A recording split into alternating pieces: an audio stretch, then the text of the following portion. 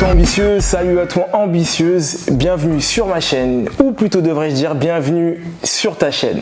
Je me présente pour ceux qui ne me connaissent pas, Roméo, je suis courtier en prêt immobilier.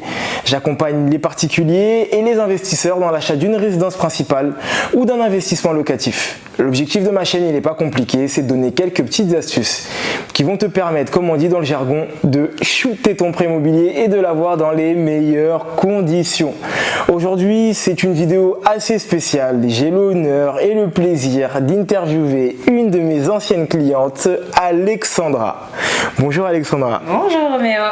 Dans cette vidéo, on va te parler de son parcours, de son expérience. Elle va t'en parler beaucoup mieux que moi-même et puis te parler d'une petite particularité qu'il y a pu avoir.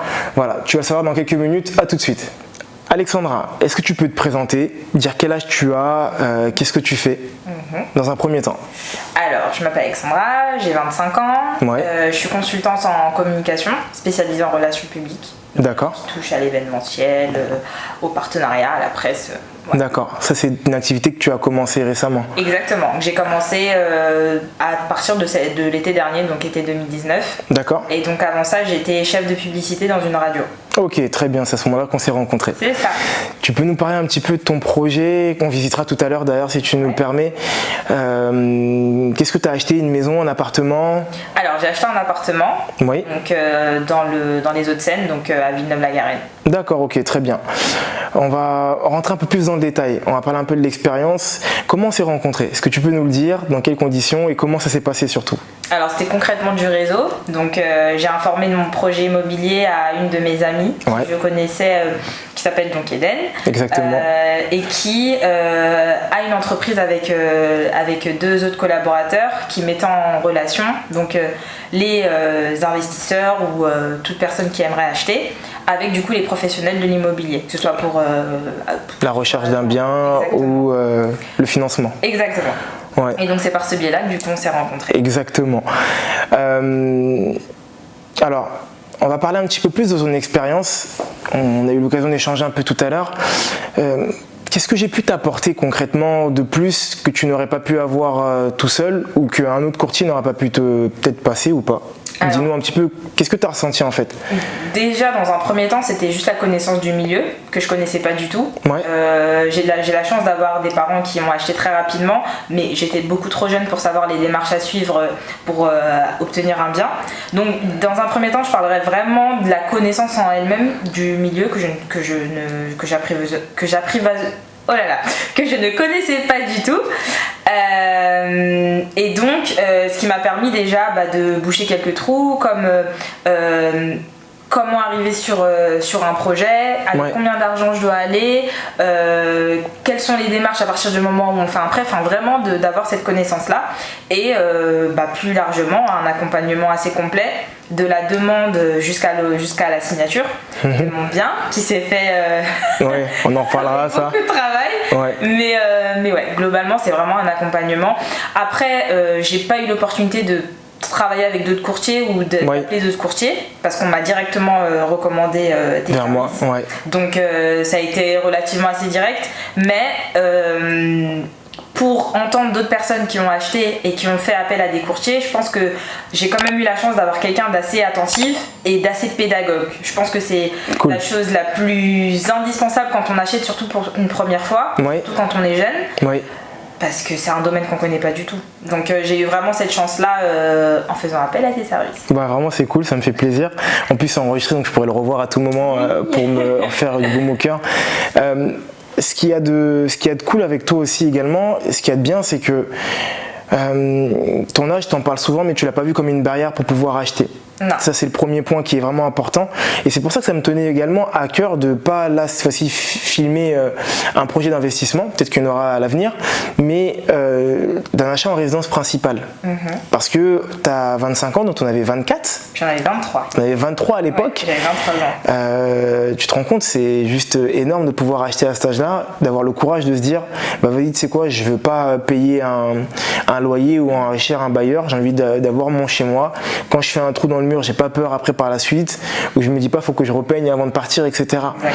Donc tu es parti au-delà de ces contraintes là et c'est vrai que ça a été un petit peu un frein pour nous également parce que pour la petite histoire, on va se remémorer les côtés un peu moins top. On a eu des refus, on a eu le refus de ta banque, ta propre banque dans un premier temps qui te connaissait depuis des années. Avec qui t'avais tout. Ma banque historique. C'est ta banque historique. Ma mère était sur cette banque, enfin toute ma famille. Exactement. Donc ça, c'est un autre point aussi que je voulais mettre en évidence. Ouais. C'est important de faire comprendre aux personnes que très souvent, j'ai des gens qui viennent me voir en me disant « Oui, mais je vais aller voir ma banque d'abord, ma banque va me suivre parce qu'on a une relation historique, etc. » Et aujourd'hui, c'est pas du tout comme ça en fait. Parce qu'ils drainent tellement de clients qu'il y en a un qui part, il y en a deux autres qui viennent. C'est notre métier de leur ramener des clients. La preuve, je t'ai ramené vers une autre banque. Donc il n'y a plus cet attachement qu'il pouvait y avoir auparavant. Et ça, c'est vrai que c'est important de le faire comprendre aux personnes qui suivent la chaîne ou qui pourraient être amenées à regarder la vidéo. D'ailleurs, si tu regardes la vidéo, tu t'es pas encore abonné, abonne-toi s'il te plaît pendant que je continue à parler avec Alexandra. Et c'est vraiment important de faire comprendre ça, que c'est pas parce que c'est ta banque historique qui va forcément t'accompagner. Bien sûr. Alexandra, est-ce que tu peux nous dire, on va rentrer un peu dans le détail par rapport au projet, on va parler un petit peu prix, on va commencer par le salaire, on va faire une petite fourchette. Est-ce que tu peux nous dire à l'époque combien tu percevais? Alors j'étais entre 1500 et 2000 euros. Ok, très bien. Donc un salaire assez moyen et classique que pratiquement tout le monde peut avoir aujourd'hui en France. Exactement. Ok. On est parti sur un projet à hauteur de combien? Tu te rappelles de la valeur du bien? Alors le bien initialement était à 165 000 euros, négocié 155. Ok, très bien. Tu as ramené de l'apport sur ce projet? Oui, j'ai ramené 18 000 euros. Ok, très bien. Donc, c'est-à-dire qu'on était quand même dans une situation qui était convenable, tu avais un CDI. La première fois qu'on s'est vu, tu étais encore en période d'essai, ouais, je crois. C'est bien ça. Hein, c'est ça. Et pour le coup, c'est pour ça que j'insiste sur le côté pédagogue, parce que forcément, moi j'arrive en disant c'est bon, je suis en CDI, ça suffit. Et il y a eu donc Roméo qui m'a aidé à dire il faut attendre que la période d'essai finisse. Et qu'il faut une certaine, et je pense que c'est indispensable, une certaine discipline dans sa manière de dépenser pendant cette période. Oui, c'est vrai, on avait parlé également. Et oui, on regarde tout quoi. Exactement. Et tu avais vraiment joué à ce niveau-là d'ailleurs, effectivement, parce que maintenant ça me revient quand on en parle. Tu avais une manière de consommer qui était totalement différente entre la première fois où on s'est vu et la seconde fois quand tu es venu avec le projet. Bien sûr, carrément. Oui. Et ça a été aussi des points qui nous ont permis de pouvoir obtenir le prêt, tout simplement parce que faut qu'on se dise qu'on est en face d'êtres humains. Donc on va être en face d'analystes qui vont peut-être avoir 10, 15, 20 ans de plus que nous et qui vont se dire non mais attends, la jeune demoiselle elle a l'âge de mon fils qui est encore dans sa chambre et elle veut acheter, mais mon fils n'est pas capable, donc elle ne l'est pas forcément non plus, tu vois. Et c'est à travers cette rigueur là que tu peux avoir sur tes relevés de compte qui va faire que tu vas donner une image améliorée au final pour la personne qui va expertiser ton dossier et qui va juger bon ou non de prêter ces sous là, même si on a effectivement essuyé des échecs, mais c'est pas pour autant qu'on s'est arrêté ou qu'on n'a pas cherché une solution ailleurs. Bien sûr. Et même pour ajouter quelque chose, je pense que finalement, un relevé de banque, c'est aussi intime que énormément objet personnel, et que c'est aussi une manière je pense, au niveau du banquier, de voir le mode de vie qu'on a. Et entièrement. Parce qu'il voit tous nos achats. Exactement. Et que, du coup, faut pas hésiter à vraiment à se discipliner, que ce soit sur le shopping, que ce soit sur les sorties, parce que ça aussi, ce sera pris en compte en se disant, si c'est quelqu'un qui sort tous les week-ends, c'est pas quelqu'un qui est capable d'épargner parce qu'elle le passe dans ses sorties. Exactement. Donc voilà, c'est des petits détails en tout cas qui ont été, en tout cas pendant la période de demande de crédit, qui à mon avis doit vraiment être surveillée. En fait, tu viens de faire le job à ma place, tu devrais même prendre ma chaîne. Elle reprendra peut-être la chaîne derrière. C'est grâce à j'ai réussi à penser ça, parce que pour moi on fait une demande, on a un contrat de CDI conjoint, on a des fiches de paye conjoint. On a de l'apport. Et surtout que j'ai eu la chance aussi, parce que c'est pas 18 000 euros qui sont tombés du ciel. J'ai dû vendre ma voiture. Oui. J'ai mes parents qui ont débloqué du coup des sous qu'ils m'avaient mis de côté. Donc avec un dossier comme ça, on se dit que ça suffit. Sauf qu'en fait, on se rend compte que au fur et à mesure du relevé, parce que finalement, c'est plusieurs types de relevés qu'il faut donner, celui de 3 mois. Exactement, les 3 derniers mois. Tu t'en rappelles bien? Oui, je me rappelle. Ouais, c'est bien et ça. Du coup, on regarde vraiment tout, parce qu'on se dit, est-ce qu'elle a été disciplinée sur le premier mois ou sur le troisième? Exactement. Ou est-ce qu'elle est restée constante? Exactement. Et pour moi, c'est un peu les clés en fait de l'accès. C'est exactement ça. Et en fait, si je dois me permettre d'illustrer en quelques mots, on a établi une stratégie. Ouais. On a établi une stratégie sur plusieurs mois pour essayer de faire en sorte d'arriver tout beau, tout propre, encore plus beau, plus propre auprès du banquier et essayer de faire en sorte justement de shooter le prêt directement. Bien sûr. Donc ça a vraiment été des points qui ont été importants. Un autre point qui a été aussi également important, et là je parle vraiment que pour moi, c'était ta patience, parce que c'était hyper long. C'était hyper long, c'était pendant les vacances. Oui. Donc je sais même pas si tu as pu passer de bonnes vacances au final.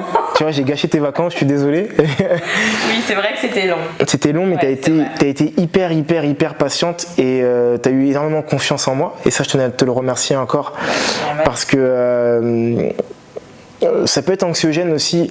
On a le projet des personnes entre nos mains en tant que courtier. Donc là, je parle vraiment avec la casquette de courtier. Donc pour tous les courtiers qui pourraient être amenés à regarder la vidéo, doivent savoir de quoi je parle.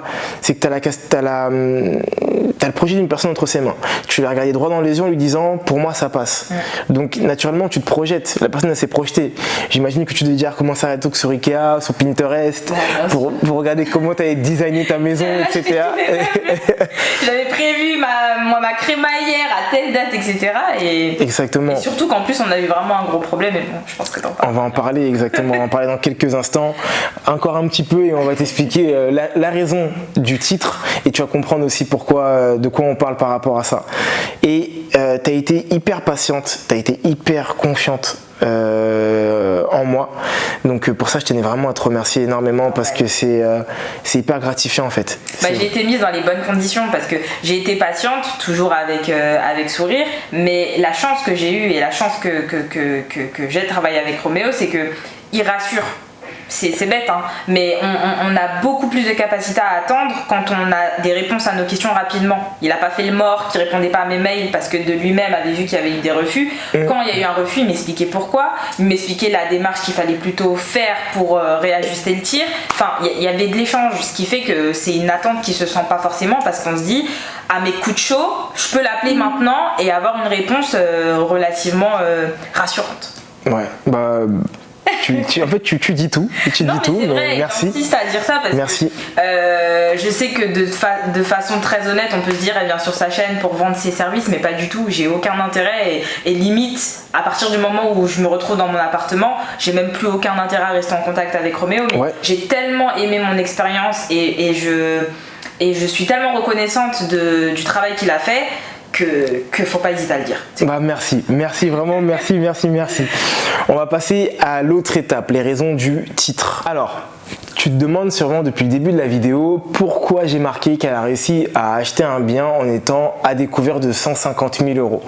C'est pas une blague, on va l'expliquer dans quelques instants. Je vais lui laisser prendre le soin de commencer à expliquer et ensuite je rentrerai un petit peu plus dans le détail, moi, techniquement parlant. Alexandra, comment tu as fait pour acheter, alors que depuis tout à l'heure tu nous dis qu'il faut avoir une bonne hygiène bancaire, comment tu fais pour être à découvert de 150 000 €? Je suis à Las Vegas, j'ai craqué concrètement. Explique-nous comment tu as fait. Désolée, j'ai acheté des Balenciaga et puis voilà. Non, alors concrètement, pour le coup, ce n'est pas du tout de ma faute. Non. Ce qui s'est passé, alors vraiment le processus, donc à partir du moment où une banque a accepté mon projet, je les ai rencontrés, on a signé l'offre de prêt qu'on doit paraffer sur chaque page. Exactement. Envoyer directement au siège. Au siège quelques jours, je me rappelle plus si c'est 11 jours après. 11 jours après. 10 plus 1. Mais je l'ai fait mais à la lettre. Je suis partie à la poste à 9h au 11e jour pour être sûre que ce soit fait dans les rotules. Quand je reçois. Donc en fait on m'avait expliqué que quand on envoie, alors vraiment contredis-moi si je dis n'importe quoi. Bien sûr, je t'en prie, dis-moi. Mais j'ai envoyé l'offre de prêt et qu'après un délai particulier, ils étaient censés du coup naturellement débloquer les fonds. Exactement. Sur le principe, techniquement, lorsque tu envoies tes offres de prêt, donc tu ne les envoies pas en recommandé, tu les envoies en courrier simple. C'est ça. Lorsque le siège récupère les offres de prêt, ils vont commencer à faire le déblocage de fonds pour l'acte authentique. Exactement. Et donc on avait donc planifié une date de signature. Exactement. Je me rappellerai toute ma vie, qui était le 8 novembre 2018. Très bien, oui. Quand le notaire m'appelle la veille pour me dire qu'on ne sait pas si on doit honorer cette signature, tout simplement parce qu'ils n'ont pas reçu les fonds. Exactement. Voilà. Donc pas d'argent. Donc pas d'argent. Si pas d'argent, normalement pas de chocolat, donc pas de propriété. C'est à ce moment-là. J'appelle Roméo. Exactement. Ouais, je me rappelle, c'était un matin. Je suis restée patiente longtemps, je t'aime beaucoup et je retiens et je garde tout ce que j'ai dit tout à l'heure, mais j'ai pas mon bien. Donc qu'est-ce qui se passe? Oui. Et donc voilà. Donc c'est à ce moment-là que l'expertise d'un courtier ou d'un expert en immobilier doit avoir. C'est-à-dire que lorsque tu m'as appelé pour me dire que le matin, que le lendemain, le jour même, donc le lendemain tu avais une signature mais qu'il n'y avait toujours pas les fonds, il faut savoir qu'en règle générale il faut un peu plus de 48 heures pour le déblocage de fonds. À part un déblocage express qui peut se faire en 24 heures, etc. Mais là où il y avait un gros souci, c'est qu'on n'avait pas eu les fonds. Parce qu'il y avait un document qui apparemment avait été n'avait pas été signé dans les offres de prêt. C'est aussi absurde que ça. Donc, en fait, le siège a reçu mon offre de prêt. Il manquait une page dans le dossier et n'ont pas prévenu l'agence. L'agence, exactement. Ce qui a fait que l'agence, je pense, naturellement, s'est dit que c'était ok. Et que exactement. Si on n'a pas eu de signalement, c'est que tout se fera dans les temps. Exactement. Sauf que avec notre alerte, c'est eux qui ont fait du coup le chemin vers le siège et se sont rendus compte que les fonds n'avaient pas été débloqués pour cette raison-là. Une page qui n'avait pas été émargée. Eh oui, parce qu'on rentre dans un formalisme qui est hyper carré, hyper compliqué, donc si tu mets une virgule en trop, tu peux ne pas avoir tes fonds. Le problème qui se pose quand tu me dis ça, c'est quoi? C'est que je me dis, si c'était pas une question de document, c'est juste une question de retard, on peut faire, ils appellent ça je crois le TGV, quelque chose comme ça, on peut avoir un déblocage de fonds extraordinaire et en 24 heures à peu près tu peux l'avoir. Mais là, vu que tes offres de prêt ne sont pas conformes, il faut que tu re-signes des offres de prêt et que tu respectes le délai encore de 11 jours. Ça c'était pas possible. Parce que j'allais en vacances juste après et je voulais mes clés avant. Exactement. Et donc, je me suis rappelé que cette banque-là permettait d'avoir une certaine particularité, c'est donc d'avoir un découvert autorisé de manière exceptionnelle. Donc c'est les raisons pour lesquelles on a pu signer. Donc en fait, tu as signé mais tu n'avais pas encore les sous. Exactement. Tu as signé à découvert. J'ai signé à découvert pour que l'argent puisse aller chez le vendeur. Et ensuite, je peux signer et ensuite au déblocage des fonds me rembourser de ce gros découvert. Exactement. 150 000 euros. Tu l'avais vu sur ton application, il y avait vraiment le montant ou pas? Est-ce que tu t'en rappelles? Je me rappelle plus. Ouais. Je me rappelle plus. Alors je crois que j'ai dû le voir rapidement et que ma conseillère m'avait dit vous allez voir un montant mais ne vous inquiétez pas. Je lui ai surtout posé la question parce que finalement ça reste quand même une faute de leur part, mais est-ce que j'aurais un intérêt sur ce découvert-là? Effectivement, les agios ça aurait fait cher. Une incidence dessus et ils m'ont confirmé et pour le coup j'ai eu rendez-vous avec la directrice de l'agence elle-même qui m'a dit que ça part de notre faute donc évidemment que vous n'aurez rien dessus. Donc c'est sur ces raisons-là, ouais. L'intérêt de pouvoir passer vers des banques de confiance, c'est justement de faire en sorte d'avoir la réactivité qu'ils ont pu avoir malgré qu'ils fassent une faute. Ouais. L'intérêt d'un courtier, c'est, comme je le dis à chacun de mes clients, c'est pas uniquement de trouver un taux, de trouver la banque qui propose une carte bleue moins chère. C'est vraiment de trouver une banque qui va pouvoir t'accompagner sur ton projet et peut-être tes projets futurs au final. Là, tu nous as parlé, tu nous as fait part de tes projets d'entrepreneuriat aujourd'hui. Peut-être que demain tu auras besoin de locaux commerciaux, peut-être que demain tu partiras sur un autre projet d'investissement, on ne sait pas, peut-être demain tu rachèteras une résidence principale et ça il faut essayer de trouver la banque qui va t'accompagner le maximum, le plus possible et ça c'est vraiment notre rôle nous en tant que courtier. En tout cas moi c'est ce que j'essaye de m'efforcer à faire et comme je dis à chacune de mes interviews, je refile vraiment le bébé, c'est-à-dire que j'essaie de faire en sorte que mon client ne soit pas dépendant de moi par la suite s'il veut continuer à faire des activités ou d'autres actions en rapport avec l'immobilier. Et donc du coup, voilà, c'est vraiment ce que j'ai essayé de faire avec toi. Et ce qui a permis ces connaissances d'aujourd'hui, c'est que parce que je les ai appris de Roméo aujourd'hui, je suis capable de l'expliquer à d'autres gens de mon entourage qui ont envie d'acheter, qui ont envie de savoir comment ça se passe, là où avant, j'étais comme tu connaissais pas grand-chose de ton jeune âge, en plus qui plus est, mais au final, qui n'est pas une barrière, tu le prouves, là, réellement. Non. Et j'en connais encore des plus jeunes qui le font, et je pense que c'est un peu l'éducation à quoi cette chaîne YouTube sert, c'est aussi de montrer que c'est accessible à tout le monde. Mais vraiment. À condition d'être en CDI ou d'être dans une bonne condition entrepreneuriale. Oui, exactement. Mais c'est accessible à tout le monde. Tu le dis exactement, c'est vraiment accessible à tout le monde à partir du moment qu'on se donne les moyens. C'est une forme d'entrepreneuriat mais à petite échelle en fait. On applique une stratégie, on s'y convient et puis on arrive à des objectifs. Exactement. C'est aussi simple que ça. Ma dernière question, la plus importante, est-ce que tu recommanderais YBA, est-ce que tu recommanderais Roméo à des proches, à des inconnus? Je sais pas vraiment. Roulement de tambour. Mais je pense que j'ai déjà répondu à cette question au fil de l'interview, évidemment. Et je pense que je le recommanderais surtout à des gens qui se sentent pas concernés par l'achat. Parce que les gens concernés évidemment ont des petites notions et peuvent potentiellement réussir par eux-mêmes, mais je connais énormément pour en côtoyer de façon quotidienne des gens qui me disent oui mais toi si t'as acheté c'est parce que t'avais un gros apport, toi si t'as acheté c'est parce que... Et Roméo je pense a une pédagogie comme je disais tout à l'heure qui permet en fait de comprendre rapidement avec des mots simples la démarche à suivre et n'hésite pas aussi à mettre un contexte assez chaleureux pour qu'on se sente pas chez un courtier qui va nous prendre notre argent et qui va essayer de escroquer parce que je pense que la profession un peu malheureusement subit cette image, bien sûr. Et c'est pas du tout le cas avec Roméo. C'est vraiment pas parce qu'il est là que je le dis. Non, je l'ai pas payé. Sachez-le, je l'ai pas payé. Il n'y a pas de mallette à la fin. Je ne l'ai vraiment pas payé. Elle m'a offert un thé par contre, mais je l'ai pas payé. Mais vraiment, je le recommanderais vraiment à 100%. Vraiment. Top. Et il a une voiture donc il peut se déplacer sur toute l'île de France. Je vais m'engager parce que là, le taux. Ouais, je crois. On va en parler à la fin de la vidéo. Je pense qu'il y a moyen que je t'engage. Et voilà, c'est la fin de cette vidéo. J'espère qu'elle t'aura plu. Si c'est le cas, n'hésite pas à la partager à un grand nombre de personnes, à y laisser des commentaires juste en bas afin de pouvoir échanger avec moi tout simplement. Dans cette année 2020, j'ai un nouveau cadeau. Voilà, c'est plus le e-book, c'est maintenant un call diagnostic. Donc ça va te permettre de pouvoir faire un peu ce qu'on a fait avec Alexandra il y a quelques années maintenant. C'est simplement de faire un appel. Simplement, donc ça va durer à peu près une dizaine de minutes. On va échanger sur ta situation et on va établir une stratégie à avoir par rapport à ta situation. Donc je t'invite vraiment à partir sur les liens qui sont juste en bas, à cliquer sur le lien, à programmer un rendez-vous téléphonique et je me ferai un plaisir de pouvoir échanger avec toi.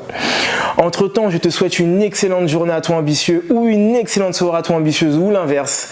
Je te dis à bientôt pour d'autres vidéos, d'autres interviews. J'espère qu'on aura encore le plaisir de pouvoir interviewer peut-être Alexandra sur un autre projet. Et je te dis à bientôt. Bye.